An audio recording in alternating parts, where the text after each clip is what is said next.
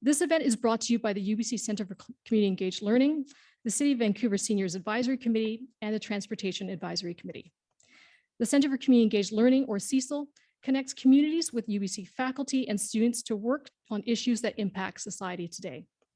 Building on CCEL's Social Impact Lab framework, the Climate Action Mobilizers project aims to empower UBC students to tackle the climate emergency by engaging with communities to collaborate in the development of innovative and sustainable solutions through climate action projects that help to address the climate crisis. The Seniors Advisory Committee advises City Council and staff on enhancing access and inclusion for seniors, the elderly, and their families to fully participate in city services and civic life. And the Transportation Advisory Committee advises City Council on strategic priorities related to walking, cycling, and all active transportation modes, as well as public transit and congestion management in Vancouver. This event brings together these advisory committees, as well as city councillors and staff, senior serving organizations and advocates, UBC students and faculty, and others to address the need for sustainable and accessible transportation options in Vancouver. With the ongoing climate emergency and the focus on creating more walkable, compact neighborhoods, there is a need to ensure the voices of seniors, elders, and their support networks are heard and their needs planned for. We have some quick housekeeping items that need to be addressed. Online participants, if you have any accessibility questions, please feel free to post these in the chat. One of the things that we would like to acknowledge is that this is a fully hybrid in-person and virtual event. And we recognize that holding any kind of hybrid technology event can be tricky. We will do our best to provide a great experience for both in-person and online participants. And we want to thank you in advance for your patience and understanding if there are any issues. Please know that our team will work hard to resolve these as quickly as possible. With that, for in-person folks, accessibility points are on the slide. We would also like to note that there will be no scheduled break during this event. We have a packed agenda, and we recognize that many folks will have other meetings to go to after this event. So we will endeavor to end promptly at 12 noon. So please feel free to take bio breaks as needed. Here's our agenda for today. Following opening remarks by Mark White, Seniors Advisory Committee Co-Chair, and Councillor Christine Boyle, we will begin our panel presentations, followed by a sector update by Janette McIntosh from BEST. We have allocated nearly a full hour for the Q&A portion of this session with the panel speakers, city councillors, and advisory committee members. We will then round out the session with closing remarks from councillors Jean Swanson, Pete Fry, and Christine Boyle, followed by calls to action. And with that, I would like to invite Mark White to speak about the Seniors Advisory Committee and the Planning Together series. Wonderful, thank you so much. The seniors, as mentioned, the Seniors Advisory Committee is a volunteer-based committee appointed by council to bring perspectives of older adults and elders on city issues.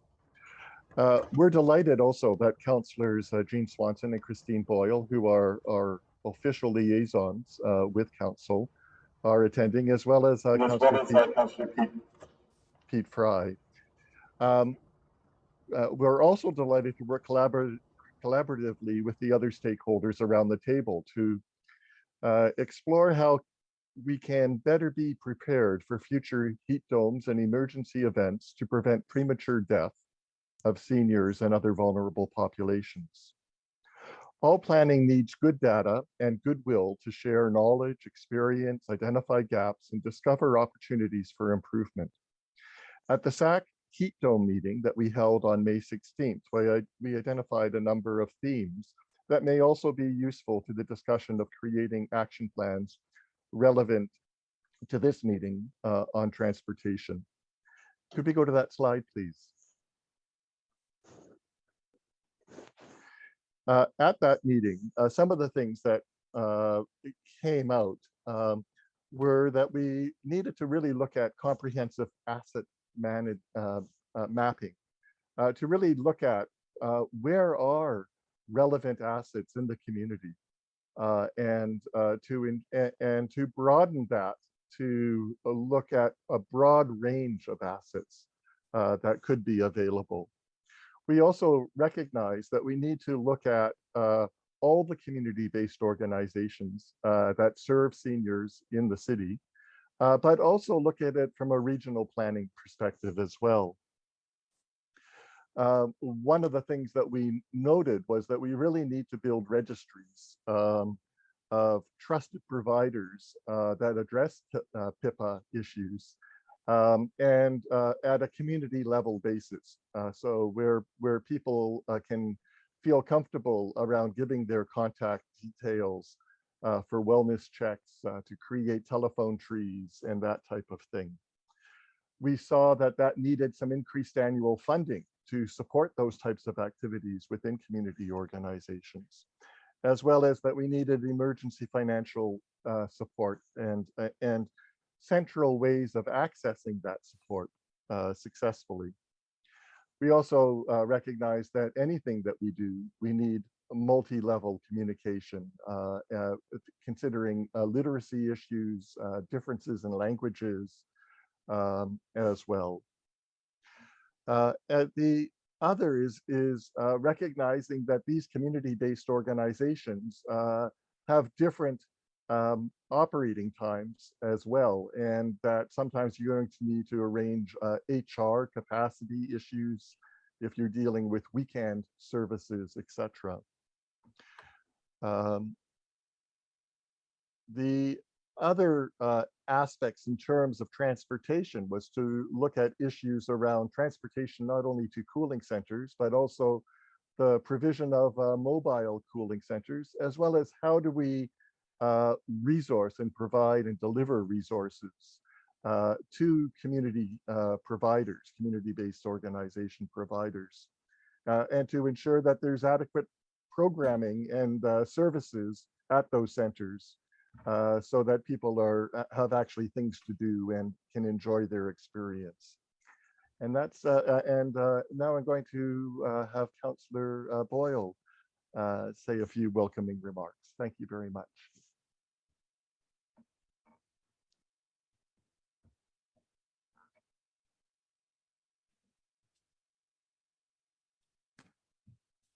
Thank you very much for that welcome. It's nice to be here, to see those of you in person and to see those of you online.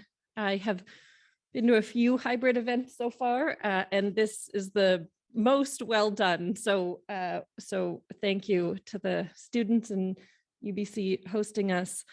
I also wanted to acknowledge that we meet on unceded Musqueam, Squamish, and Tsleil-Waututh land, which is of course so important to this conversation that is so much about land and people. And I also want to acknowledge Councillors Fry and Swanson who are here as well, and I look forward to hearing from them and being part of the conversation with them later. This conversation could not be more timely or more important. As you know, we are living the climate crisis. This past year's fires and floods and heat and even a mini tornado off UBC have shown us that, and the stakes couldn't be closer to home. A year ago this month, 100 people in Vancouver died from that heat dome, mostly low-income seniors in their homes. And Vancouver is grappling with huge housing and transportation challenges for an aging baby boomer generation, for young families who keep being squeezed out of the city, often into longer commutes in exchange for secure housing. Last week, I got to be part of a virtual panel on equitable transportation down in Seattle. I was zooming in that time. One of my co-panelists was Anna Zavarts, who leads the Disability Mobility Initiative with Disability Rights Washington. As a non-driver, low visibility mom, Anna spoke very frankly about how the infrastructure investments and choices that we do or don't make impact her family and other marginalized and low-income residents in her South Seattle neighborhood. One of the things that really stuck with me from that panel was Anna talking about the need to build in resiliency by building in redundancy, good active transportation options and good public transportation options as a backup for days when she's unwell and can't bike. So I feel very fortunate to have lived in Vancouver most of my life. And I think about these issues personally as well as professionally. My grandmother lived in an old single family home and then an apartment in Kerrisdale, walking everywhere, every day until her death at 94. My mother-in-law can't drive because of a disability and uses a motorized scooter or an electric trike to navigate sidewalks and active transportation lanes in Kitsilano and further abroad. My parents are biking well into their 70s, and I will say are in much better shape than I am. As cyclists, my teenager has been exploring the city more and more on her own, taking the bus or using our family electric cargo bike with another teenager on the back to bike to the West End and watch the sunset. And my now 7-year-old used to bike fearlessly. When he was 3 and 4, he would bike 2 kilometers to his daycare, crossing Nanaimo Street and crossing Hastings, while I basically held my breath the whole way, riding behind him, terrified. But he's gotten a lot more nervous about cars and about kind of everything recently. So I think a lot about this. Designing our cities for 8-year-olds and 80-year-olds makes them safer for everyone. It also helps future-proof them for the catastrophic changes that the climate crisis will bring. And if done well, it hopefully reduces our carbon pollution and makes those climate impacts less horrifying for future generations. These are issues that Vancouver is working on tackling through our Climate Emergency Action Plan, through our Healthy Cities Strategy, through the Vancouver Plan and more, but there's a lot more to do. So I'm here and we are here to learn from the conversation, learn from all the work that you all are doing, and keep working alongside you to build a more equitable transportation system that works for kids and older adults and all of us. Thank you to the organizers who are making this possible. I'm really grateful to be here with you all.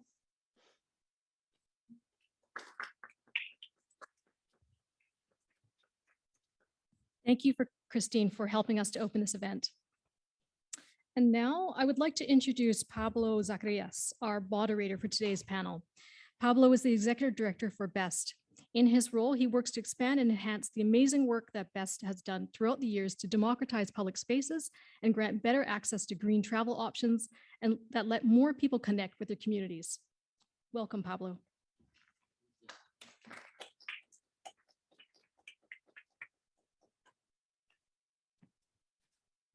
Thank you, Angela. So I'm very honored to be moderating this panel. I would like just to quickly cite a study that came out this May 4th. I'm just going to say the title, and I think that's more than enough to frame what we're talking about today and the importance of this panel. Is that it was a study from 4 top UK universities working together and in science advances. I can send you the link if you want. But it said that the 2022 Western North America heat wave was among the most extreme events ever recorded globally. The cited study projects that by around 2080, heat waves like the one last summer could have a 1 in 6 chance of happening every year in Western North America, as the effects of human-caused climate change worsen. So without further ado, I would like to introduce our panel. The title is Update on Emergency Transportation Preparedness and Planning Across Agencies to Address Heat Dome Challenges. As the title of this event cites, we need to work together, planning together, because we cannot think in silos. We cannot work from our dependencies, from our line of expertise. We really need to have a transdisciplinary, complex view of what's going on to really come up with solutions that can change our place and can enhance the quality of life of the future generations. I like to think of 7. So we need to think 7 generations from now, how are things going to look? And if we are going to be proud of what we leave for them. So I would like to introduce our first speaker from the panel. It's Katia Tynan. I hope I said your name correctly. She's the Manager of Resilience and Disaster Risk Reduction at the City of Vancouver. She oversees the implementation of the Resilient Vancouver strategy and works across city departments and with external partners to embed and elevate resilience across projects. She co-wrote the Resilient Vancouver strategy and also acted as the city's community resilience section chief during Vancouver's COVID-19 response efforts. So Katia, please go ahead. Thank you so much. And thank you everyone for having me here today. It's an honor to be able to speak with you about some of the work that I do and some of our thinking at the city, specifically around social resilience. I'm wondering, am I meant to share my slides or are they gonna come up elsewhere? Katia, I'll advance your slides for you. Okay, thanks, Angela. Just let me know. Thanks so much. So as mentioned, I'm here partly just to set some context around social resilience and extreme heat. And I'm hoping that can kind of inform our discussion today about transportation, and some other folks are going to get kind of more into the transportation element of this. I'm just going to give it a moment. There we go. Fantastic. Thanks, Angela. So for some context about extreme heat, and specifically the heat dome that we experienced in 2021, Vancouver has historically had a fairly mild climate. So in the past, we haven't necessarily had to think really intentionally about how to make sure our built environment, our physical environment helps cool us in the summers. That's obviously changing pretty significantly and rapidly with climate change. We are having hotter and drier summers, and we need to take that into account in the way that we build and design our cities, in the way that we work with one another on preparing for the summer and sort of the seasonal aspect and changes that we see in the city. I also want to point out that one of the challenges that we faced last year during the heat dome was this event happened very early in the season. Typically, we don't see that kind of heat starting at the end of June. And a lot of the heat response infrastructure that we have at the city doesn't actually kind of go into play until July 1st. So we were caught a bit unawares by that event. And it exceeded 2050 climate change projections for extreme heat too. I also want to acknowledge that the heat dome last year occurred during multiple crises that we were facing. So the COVID-19 pandemic, the opioid poisoning epidemic, and heat were all happening at the same time, overlaid with many of the stresses that we face in community, like the ongoing affordability crisis and other things. So this event happened with great complexity, kind of overlapping with all of these other challenges that we face. And another thing that I want to touch on as we start off today is that ultimately emergencies and disasters are not natural. There's no such thing. These events caused by natural hazards are actually the result of historical, social, economic, and physical processes. We have made decisions to get us to the point that we're at today. And the good news about that is we can make decisions to change the course for the future, to make sure that these events don't become emergencies and disasters in the future. Next slide, please. So what are we doing at the city around this? Fundamentally, we're really trying to shift the sort of focus and approach we've taken in the past to this type of planning, going kind of from that historical top-down sort of planning for extreme heat to really coming from the bottom up and recognizing that community are actually the experts in what we need to do about these issues. And we need to kind of take the lead from community members with lived experience in what they need to be best supported during these kinds of events.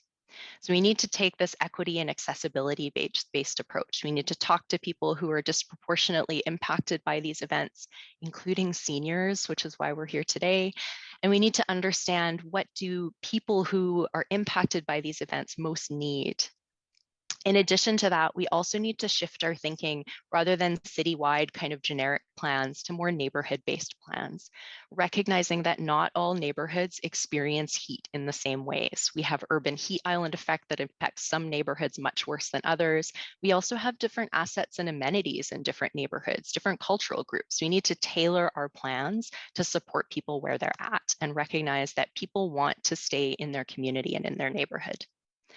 And a big part of this is also recognizing the strength and importance of community partnerships. So community organizations, individuals, neighbors, they are the first to come up with innovative grassroots solutions during these kinds of challenges. And they have irreplaceable knowledge, assets, networks, and capacities that we as city staff and city organization need to learn from and be able to kind of support and elevate. Next slide. So one of the ways that we're approaching this is specifically supporting social infrastructure. So recognizing that organizations that are embedded in neighborhoods that offer day-to-day services and have facilities and people and programs that allow people to thrive and feel a safe sense of belonging, those organizations are often on the front lines of responding to these kinds of crises and play a pivotal role in making sure people are supported during these events. Ultimately, having strong social fabric in our neighborhoods is what builds community resilience, both to day-to-day challenges and during crises. And we know that people ultimately go to the places that they know and trust to seek help during emergencies. So we need to do a lot more work to make sure that our social infrastructure is robust, that is spread out throughout the city in different neighborhoods, and that is supported during these kinds of events and day-to-day.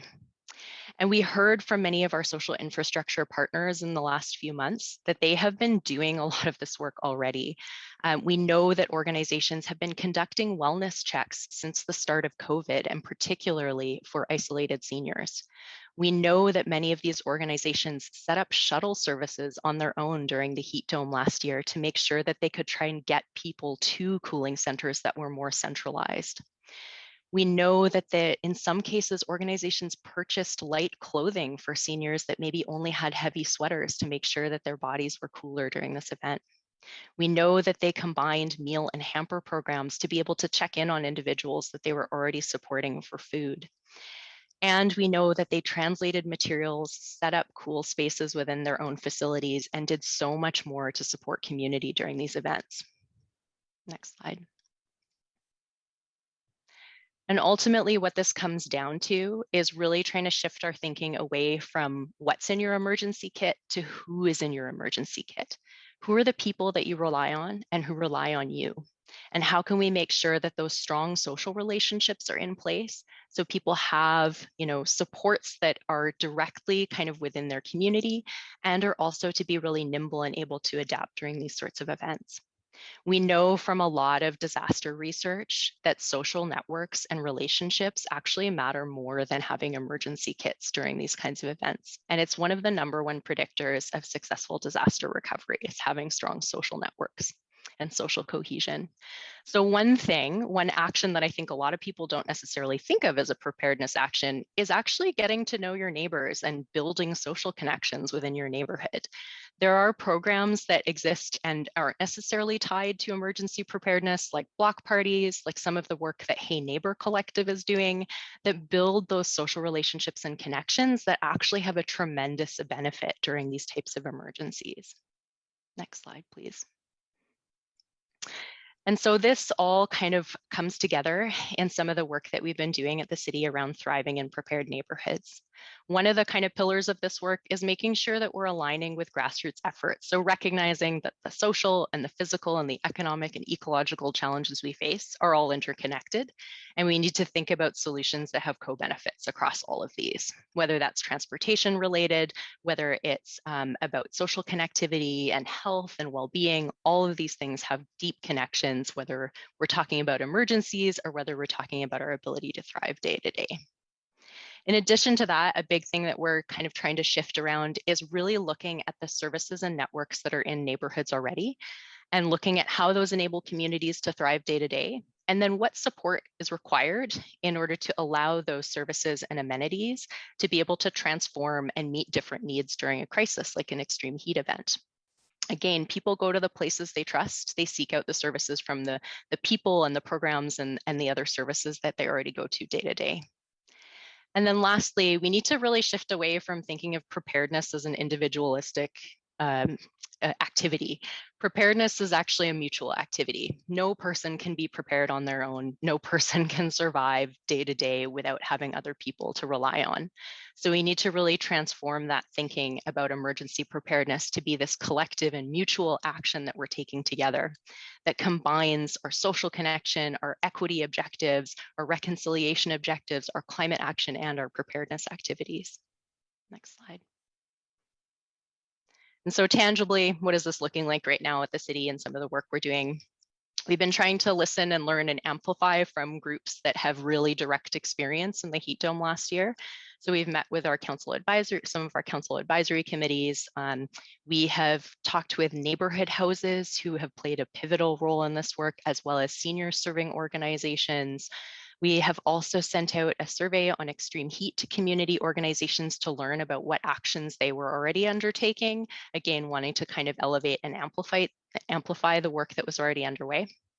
And then we're also looking at how can we foster connections and partnerships in this planning work. So if one organization, say, has a cool room, but doesn't have transportation options, and another organization has a shuttle service, but doesn't have a cool room, how can we facilitate connections between those groups so that we're kind of thinking of the system as a whole? And then last, really the most tangible stuff, of course, is we're looking at specific supports around funding, resources, training, and other supports directly to community and community-based organizations. So we're setting up misting stations as we've done in the past and looking at cool spaces, both in civic facilities and non-civic facilities. We're developing cool kits to try and get cooling directly into people's homes for people who aren't necessarily able to leave their homes. We have established some grant funds that we'll be coming to council with in the next few weeks for recommendations. And we also have some tools that we're hoping to use in the near future on social and physical asset mapping to start drawing out what are the relationships within a neighborhood and the assets that we need to leverage during these events. And lastly, we're working closely with our partners from Vancouver Coastal Health and BC Housing in all of this work to figure out not only the messaging that needs to go out around these sorts of events and around extreme heat and what to look for, but also on what supports we can kind of collectively as different agencies within this space bring together to the table to make sure that community members are getting the support that they need. Last slide. So that was what I wanted to kind of set the stage with today around social resilience and again, recognizing that these are all interconnected challenges we face, whether extreme heat or otherwise. And thank you so much again for having me here today. Thank you, Katia.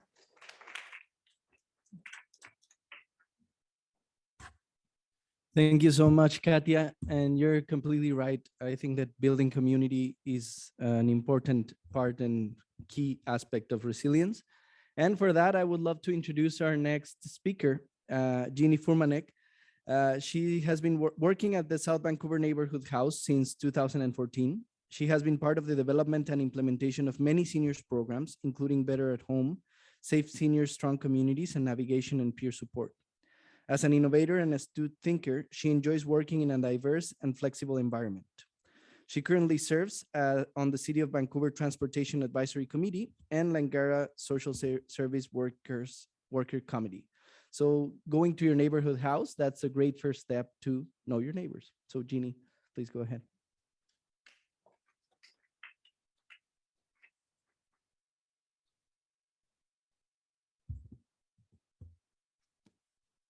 Thank you, Pablo. Good morning, everybody. It's wonderful to be here. So I'm here to present the community-based transportation perspective. Okay, so I work at the South Vancouver Neighbourhood House, and we serve 3 neighborhoods in Vancouver. These are 3 distinct and quite disconnected neighborhoods. And most folks need to travel out of their neighborhood to access services. There's not a lot of bus routes in this area, and there's no SkyTrain. And geography also poses a challenge. We have a big hill near Marine Drive that is difficult for older adults to get up, so getting to bus stops can be a challenge. And we also have sort of micro neighborhoods that are have distinct geography, like Champlain Heights, so it's difficult to kind of navigate around. At the Neighbourhood House, we provide services for all ages, and therefore we have a fleet of vehicles. These are from our adult day programs and our childcare services. So South Vancouver launched its Better at Home program in 2015. And that's kind of when I came on board, was to actually launch the program. And before I came on board, through the community engagement process, it was revealed that the 2 top services needed in South Vancouver were housekeeping and transportation. We're a unique Better at Home site that actually has a partnership. So our partners provide housekeeping. So that meant I could focus all my time on providing transportation. Since then, we've grown our basket of services, and we also provide other programs that help folks stay in their homes for as long as possible. So over the years, we've had many different iterations of the program. We started with a one-on-one volunteer driver program. And then we recognized there was a great need to get to grocery stores. So we started a twice a month shopping shuttle where folks were going kind of group shopping together.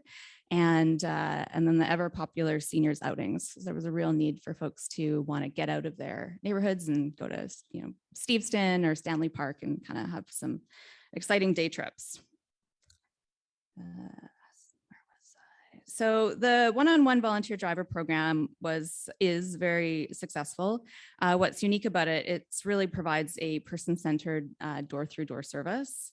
So it helps those folks that need that extra support to get up into their appointment because they're visually impaired and may not be able to read the elevator buttons or read the signage. So they actually need an escort into the appointment.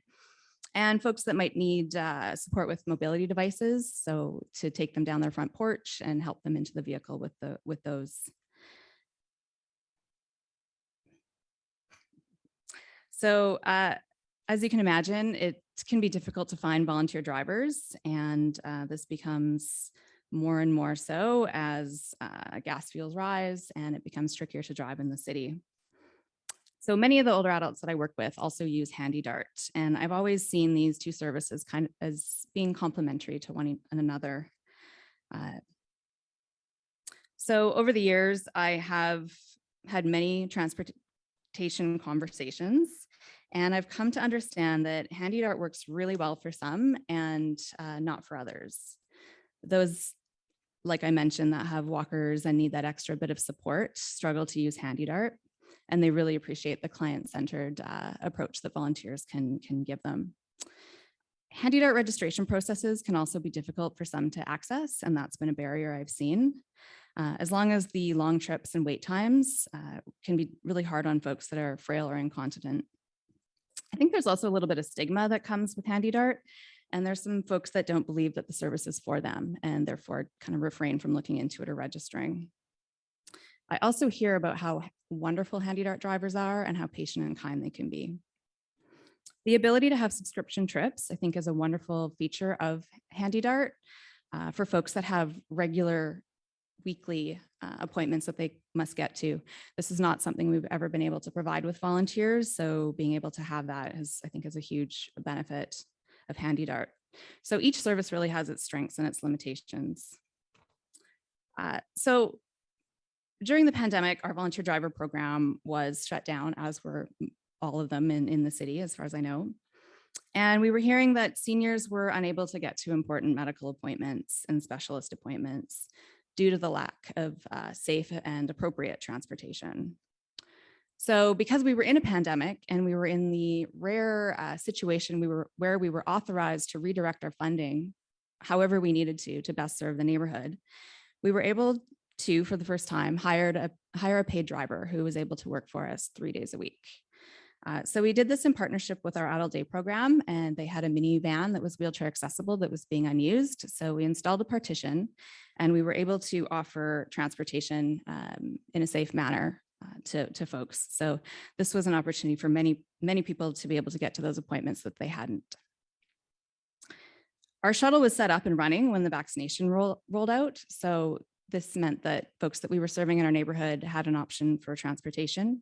We were able to assist many folks to get to the vaccination clinics. And we also worked with seniors residential buildings in the neighborhood to make sure that they knew about the service. And in sometimes we actually brought small pockets of seniors together to their clinics. The service is not on demand, so it did have to be booked a few days ahead. So through having the opportunity to have a paid driver on staff, which we've never had before, we were able to see the huge impact that this made in the community. And now I'm working really hard to ensure that we can sustain this service.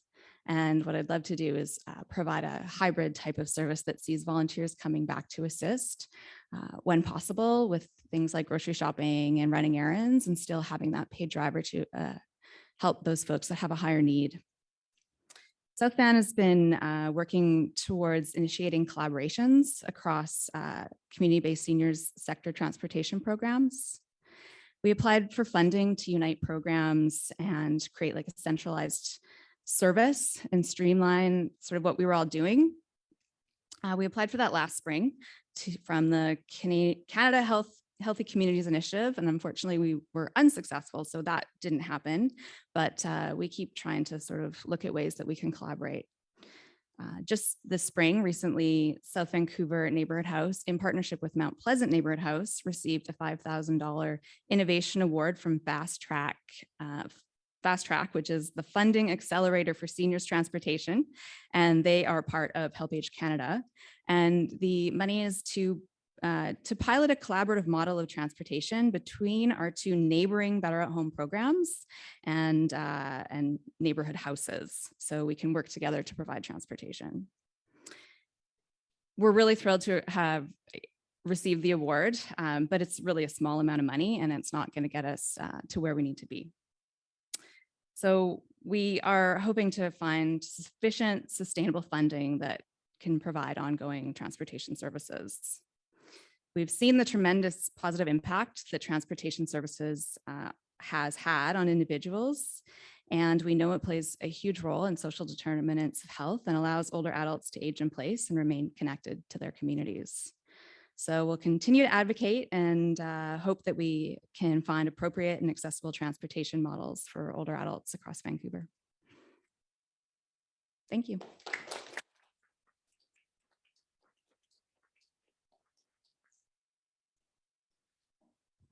Thank you so much, Jeannie.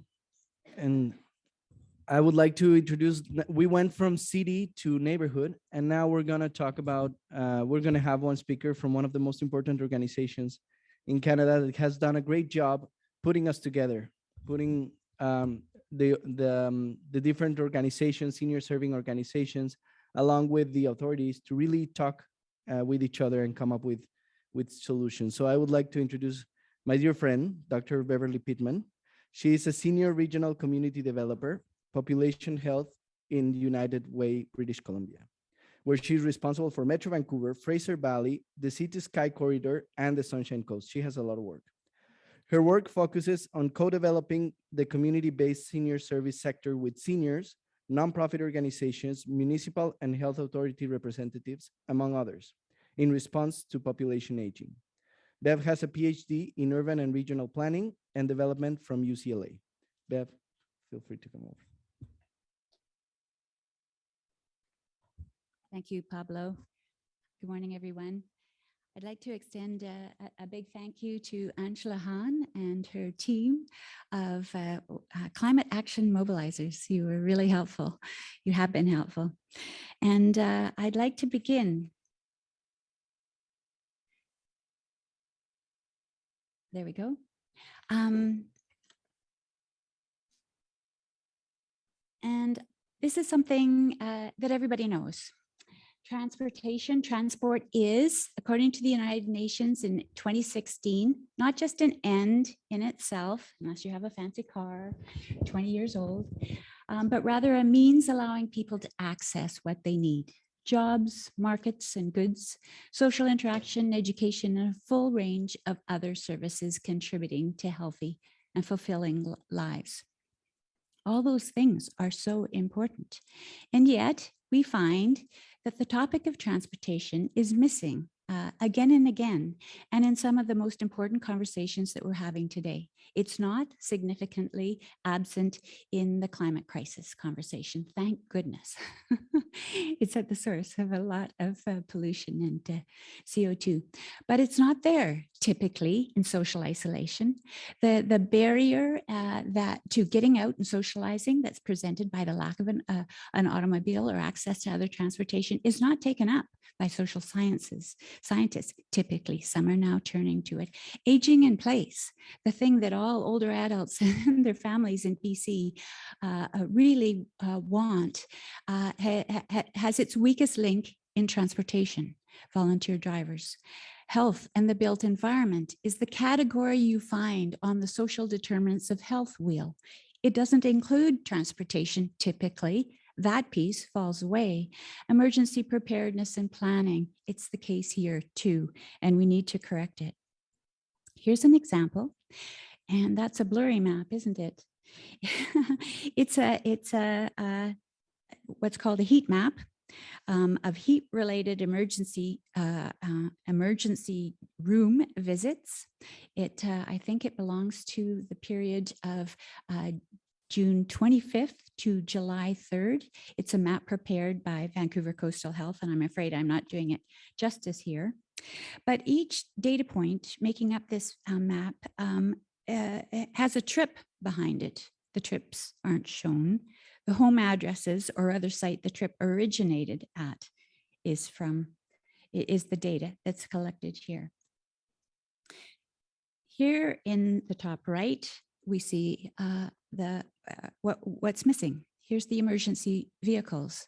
I think we saw the media coverage of just what happened on the streets with fire trucks and other emergency vehicles. There were 13-hour waits, sometimes with a senior in it. There was lots of problems.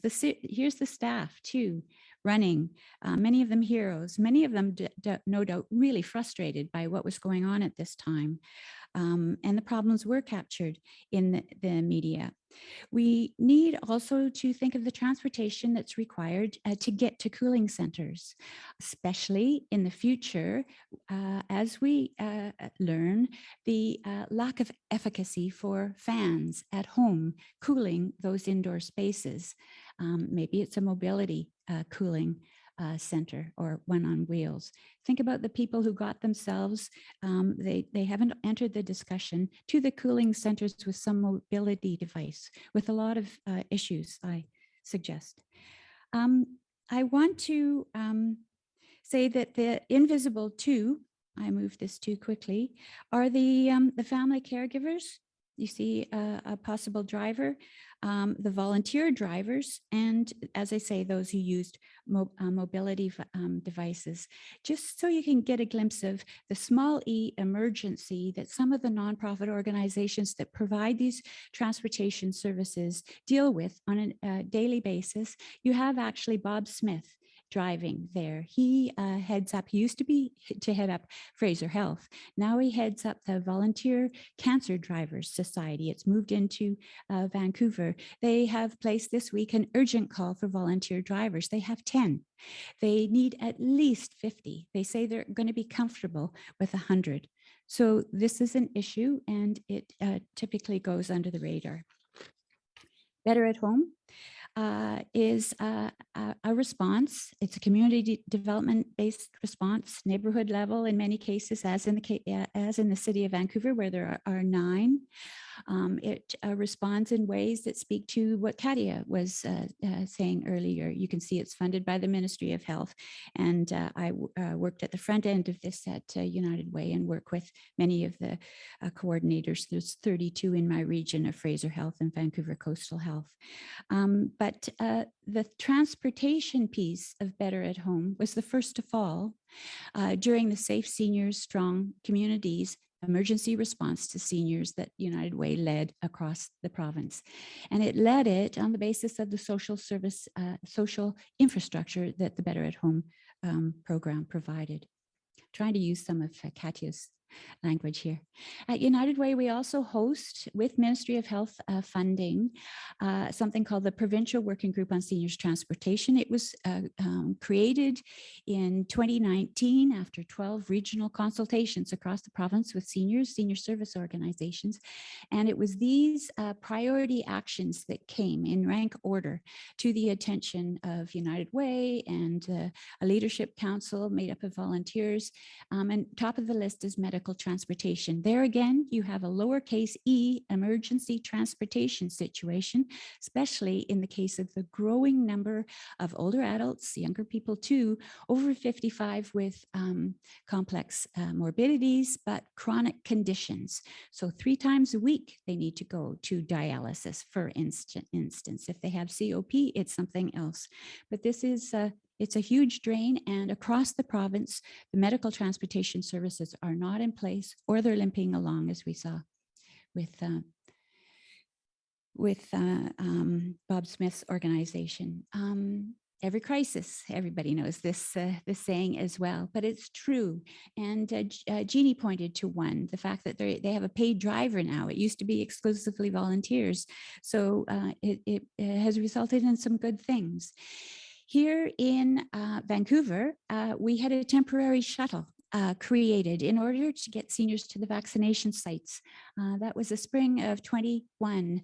There was a window of opportunity there where these organizations, prompted by this focus of the provincial working group, got together. Brightside Homes has, well, there it is, a lot of seniors in their apartment buildings across Vancouver. TransLink was part of the picture, with their handy dart vehicle. And for a moment in time, they got a shuttle bus going to the vaccination sites, and lots of seniors were able to get there, get their shots. And they were able to do that because there was, for a short time, a non-individualized system of signing up for the shots. Rather, they could go as a group. They could book a block, and it was a place-based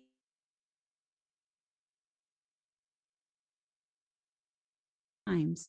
And something like this grew out of it, got bigger. And again, I see the provincial working group at the front end of this. I was involved. I was a link.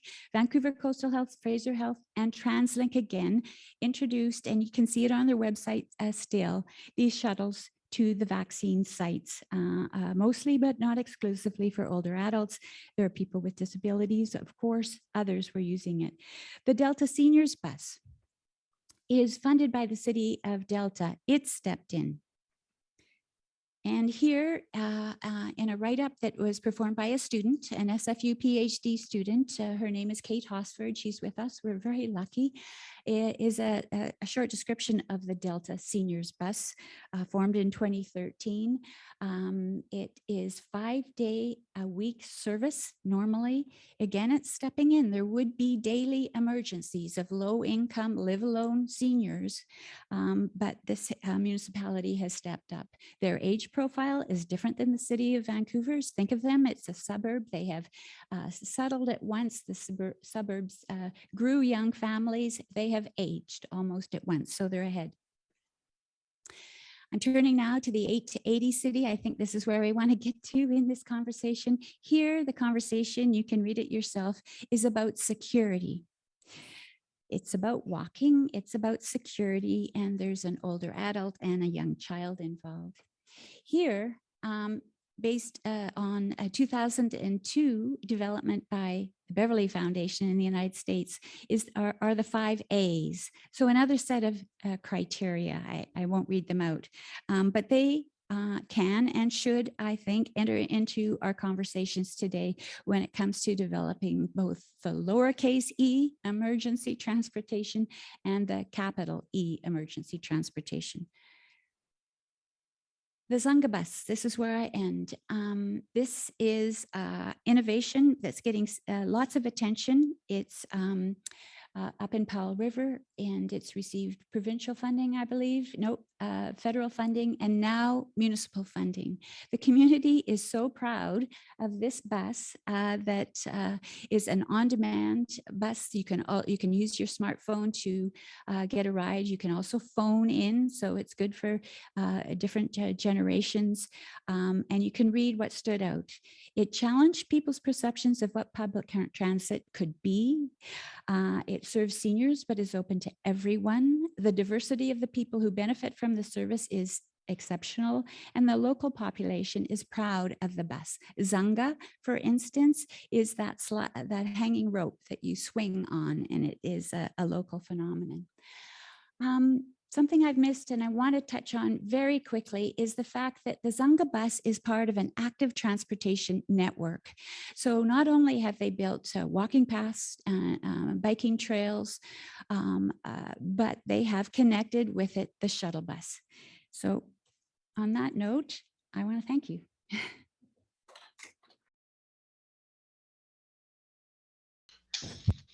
A brief introduction of Chris Chen. He is the manager of travel training with public affairs at TransLink. And prior to this exciting role, he was the transportation demand manager officer for seniors and newcomers with TravelSmart, sharing information about multimodal transportation with seniors and newcomers. Chris has been a strong advocate for sharing information about public transit with customers with diverse abilities. Hi, Chris. Nice to see you. Hello, everyone. Thank you, Pablo. And thank you, everybody, for letting me join you today. I do apologize. My voice is kind of going, so please pardon me if I start sounding screechy. But I'm glad to be able to represent TransLink to come and speak to the issue. So as everybody is aware, TransLink is the regional transportation authority of Metro Vancouver. I think Beth just said it perfectly in the beginning of her presentation. Transportation is only part of a day-to-day life of seniors and for anyone for that matter, but it is the part that makes others possible. So I think the two key parts to this question is, how do we make sure that the services are available, and also do seniors know what is available? So in part of my work at TransLink as the travel training manager is my job is to give information, to share information through partnership with community members around this table and also around this room to get information about transportation options that is available in the community to seniors, customers with disabilities, and also newcomers. But there's also the other part where more transportation is available in the system itself, but in an emergency, there are additional needs. So in history and in the past few years of all the major disasters or crisis that has been happening around the world, we have been able to help out every now and then. So for example, in major emergency situations, TransLink can work with different levels of government and also local agencies to provide what they call emergency support services to assist in evacuation transportation. So for example, last year during the summer, when victims of the Lytton wildfire were some of the seniors were evacuated from the area to Vancouver to some temporary senior residence for temporary stay, TransLink was able to provide transportation support to transfer seniors from the airport to the new location. Some of the other initiatives that has been mentioned by some of our colleagues earlier were, for example, the vaccine shuttle that we partner with multiple agencies. And of course, during the peak of the pandemic, Handy Dart were allocated to assist nonprofit organizations to deliver food service because of the shortage of drivers during that time. But I think what is important to note that TransLink is more than happy to have that conversation and actually work with stakeholder partners in the community when the needs comes, but we do need to know what the needs are. So it is where we can help is we can transport a large group of clients from one area to a specific location. So for example, if there's in a heat dome situation, for example, if an area has a lot of seniors and they need to go to a specific cooling center, that would be the time to come and talk to TransLink and see what we can allocate to support. Of course, TransLink being a region-wide agency, we would anticipate that we would get that kind of request from not only the city of Vancouver, but also other municipalities as well. But we definitely would like to hear from anyone that would have any suggestion, or when the time comes, when there's a need for that. We do have a contact person that can be contacted in case the need does arise. Our Director of Safety and Emergency and Environment Management, Dorrit Mason, and I can share that contact information with those that needs that information when the time comes. And that's all I got for today. Thank you very much for letting me join you, and I look forward to participating in the Q&A.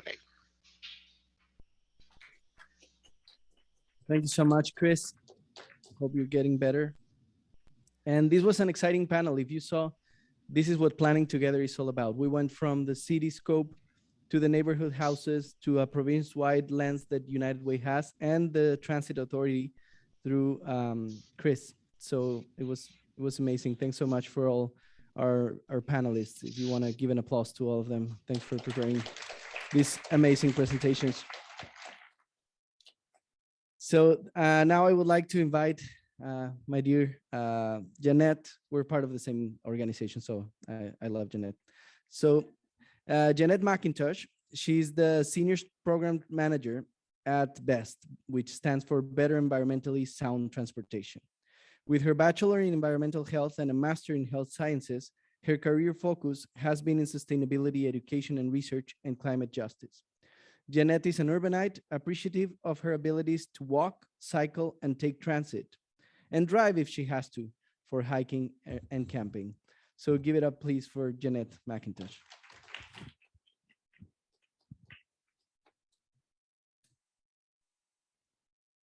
Thank you, Pablo, and thank you very much, Angela, and this great team that's here.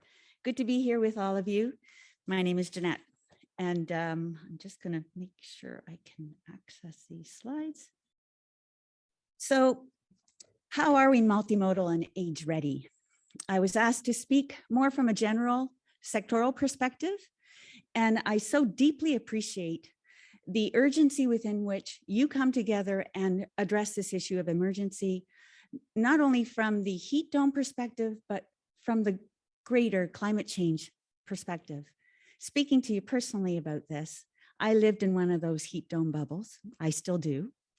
And I was personally impacted by a garage fire that happened on July 15th.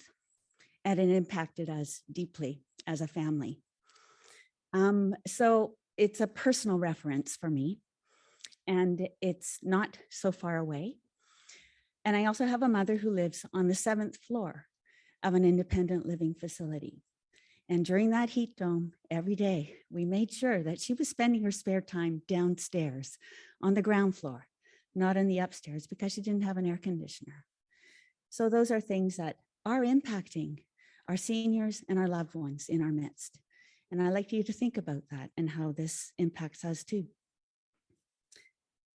So BEST, Better Environmentally Sound Transportation. We've been a non-charitable organization since 1991, working with many partners through collaborative efforts, through policy changes, through research and programming to improve and enhance people's transportation that is sustainable in scope. Through research, social enterprises, many of you may know Bicycle Valet. It's around in many places, now going to Victoria as well. And our programs are primarily now the Bicycle Valet, Living Streets, Walking, and Walk 30 challenges that are municipally organized, as well as Seniors on the Move. That's where I come in. But too many to mention here personally, but grateful for all the partnerships that we have, and each and every one of the panelists here we know dearly and closely in the work that we do together around seniors transportation, and I am grateful. So Seniors on the Move. This is a 3-year collaborative systems change project that is funded by Vancouver Foundation. And we are working to improve and increase transportation options for older adults across BC.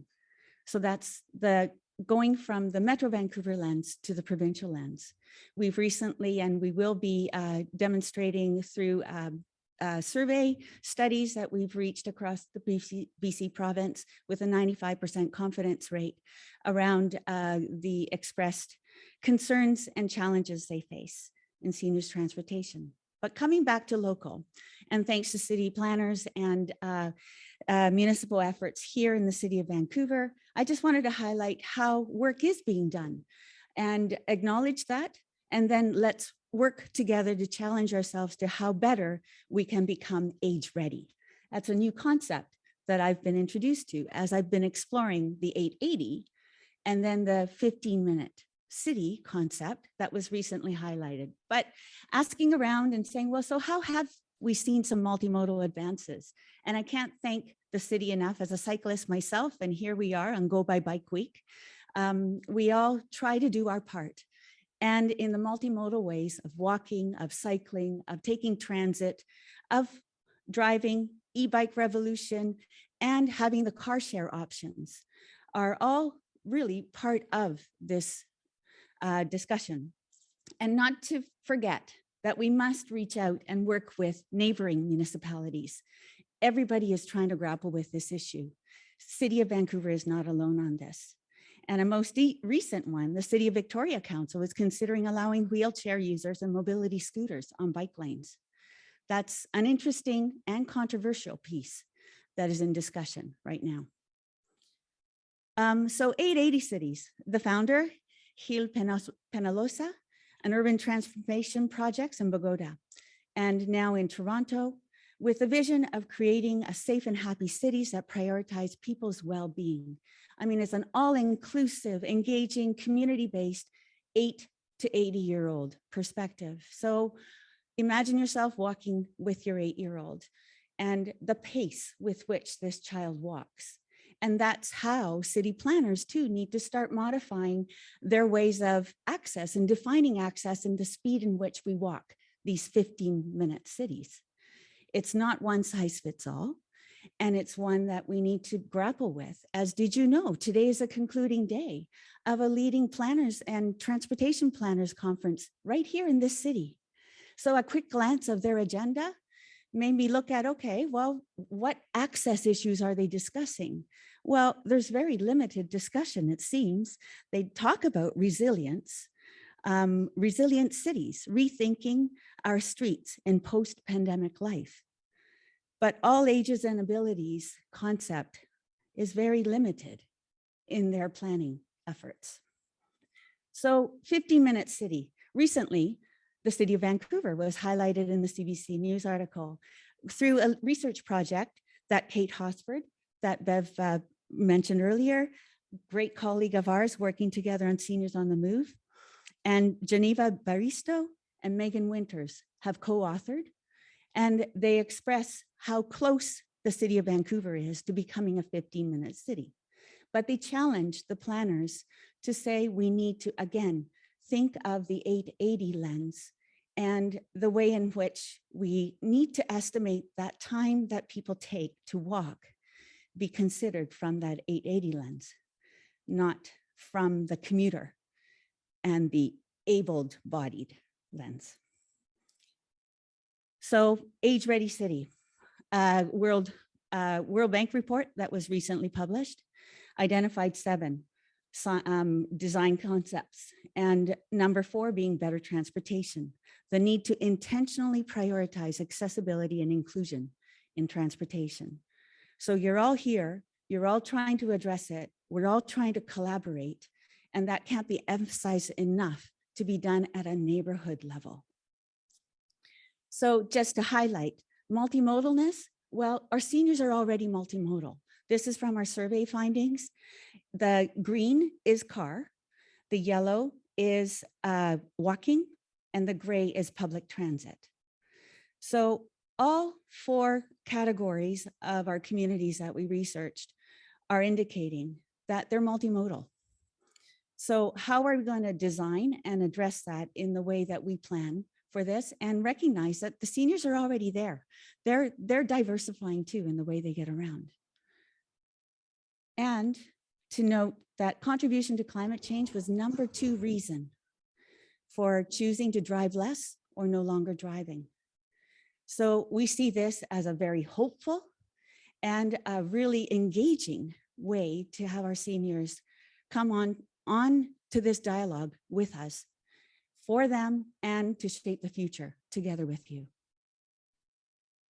So we're launching a documentary video that's on Monday, June 6th, as part of BC Seniors Week at the Jewish Community Centre. If you're interested in any of that information, please talk to our colleagues, Sarah and Sasha. You can give a little wave, they're in the audience here. And you can go to our website also for more information, but just a 2-minute clip, because this resonates and each of you here will hear too directly from this experience. This is the first time that we have more people over the age of 65 than under the age of 15. We need to find ways to keep people in the community as well and supported for as long as possible. The older I get, I want to stay as active as I can, so I walk. I have to go to the hospital once a week, if not more. Sometimes I just can't, so I usually take a taxi. Dave was a healthy man. He worked all the time. He never sat still. And then on December the 8th, he had a stroke. Well, he can't talk. He can't walk. The right side is paralyzed. Changed my life big time. But, you know, we had a good life. Now we just have a different life. Fatigue is a very common effect of stroke on people. And then you find other cognitive things that you don't do well. It really is a hit for your confidence as well. Losing a driver's license is really a difficult transition for many people and can be quite isolating. If I can explore different transportation options before it's necessary for me to give up my driver's license. I didn't want to be dependent on my wife or calling up my son or somebody to drive me. I very much wanted to live independently. So if I wanted to go someplace, I would find out how to get there by bus. There needs to be a menu of choices. I know that complexity is expensive, but you're not actually going to be able to support people unless you give people a menu of choices. I think there's sometimes at a policymaker level an assumption that there are options for people, that we have buses and SkyTrains and we have Handy Dart. So why do we need to invest in seniors transportation when we have something? It's not working for everybody and it's not a one-size-fits-all.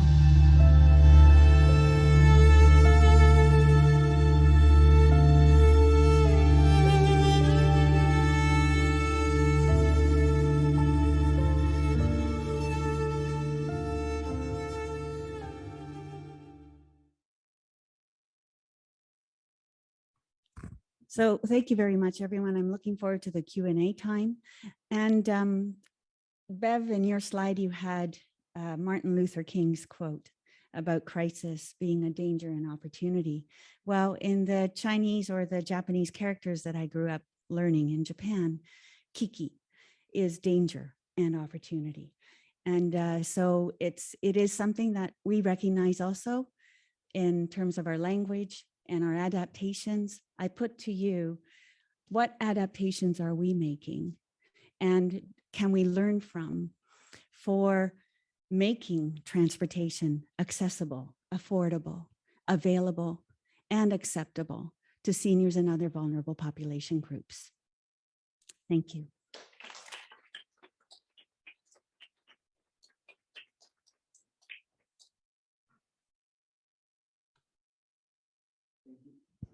Thank you. Thank you so much, Janette, for that great presentation. And we hope to have you all on Monday for the presentation of the full documentary. You can still sign up.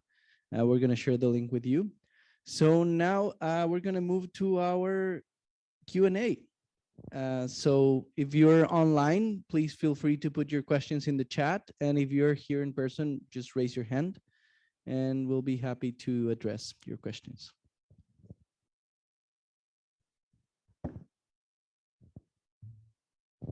We have a question there in the back. Someone passing the microphone? Hi, thank you. My name is Kara Turner. I'm the Executive Director of the Ask Friendship Society. Nice to see you all in person. So Ask has recently got the Fast Track grant for, ours is a little bit different than Jeannie's, it's for an idea. And so our idea is to use our resources. We have 2 wheelchair accessible buses that are not being used fully enough. And I really believe as well in the community, there's lots of these buses. Care facilities have these buses, senior centers have these buses, but there's been a lot of barriers over the years to use them. And for us, we feel like it's time to push past these barriers. And so we're looking at insurance is a big barrier for us, and the liability and the concern around that, especially for a very small nonprofit. But as we're sort of moving this idea forward, one of the other big barriers that we're noticing is drivers. And I've heard this in these conversations, volunteer drivers, even paid drivers, people who have the license, the class 4 license to drive these buses, and the confidence, I think, to drive these buses and the seniors in our very busy city. So I guess my question to the panel is, what can the conversation be there around finding these drivers, training these drivers? How do we move our idea forward and find these drivers in our community that can help these projects to utilize our buses more? So any ideas or resources, I would love to hear. Thank you, Kara. Yeah, this has come up before. And as somebody who's working in the senior sector, I have a lot of folks that reach out to me looking for drivers. And it's something, they're looking for vehicles, but they're also looking for drivers. So it's a common challenge. And I don't have an easy solution, but I do know that often drivers, when agencies do have them, it's usually very, very limited hours that they're working. So I've often wondered about, what about if we had a pool of drivers that we share? So just like we're sharing the buses, sharing drivers so that when we are promoting a role, it's not just, 1 day a week, but we can offer more hours. I think that, even when I was hiring for my shopping shuttle that we ran, it was twice a month that I was trying to hire somebody. So it was hard to find somebody that was going to work twice a month. Who, just for those hours when you're trying to make a living and live in the city. So that's just an idea I had was, what if we had a shared pool of drivers that were trained and had, all what they needed to be safe drivers that we can rely on and share them across organizations. How we go about doing that, I'm not sure. Hi, Kara. Congratulations to you and Miranda for the grant. In preparing for this session, ran across a number of places in the United States where they are coordinating like mad human service transportation, that would include us, and regular public transit. And the advantages of doing that are things like pool drivers, the training that goes with them. It's also things like maintenance garages. It's shared scheduling technology, the programs, the know-how. And there's a lot of economic benefits that flow. There's a report that I could put you to just to start jamming ideas, because there will be local opportunities that present themselves. Anyway, I was excited to see that. There are models for us to follow. And in fact, the company, or at least the arrangement I was looking at was in Minnesota, and the name was DART, as in handy dart.